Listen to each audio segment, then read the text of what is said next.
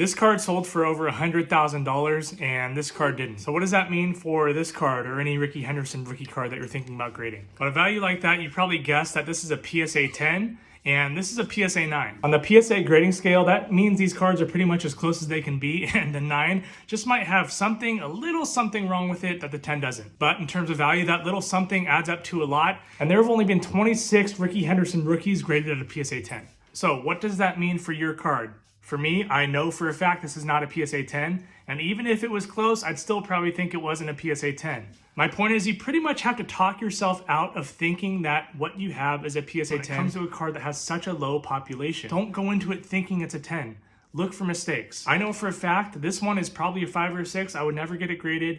Maybe one of my other ones just to have one in a slab. But let me also just say a PSA 9 is nothing to be ashamed of. It's still sold for over $1,700. A PSA 8 sells for around $230 and a PSA 7 sells for around $125. So again, the ultimate question, should you grade this card? I cannot answer that for you. I am a Rickey Henderson collector. I will probably get this graded. Maybe not this one or one of my others just because I want one in the slab. But if you're looking to grade a card to increase its value so you can sell it, it depends. It depends what you bought the card for. It depends what kind of condition it's realistically in and what you think you can sell it for. If you bought it for $100 and you think it's going to be a PSA 7, it probably doesn't make sense to grade it. But if you bought one for $30 and you think it could get a 9 or an 8, hey, then it might make sense. So anyway, good luck. Rickey Henderson, the greatest cards of the 1980s, most valuable, all-time great.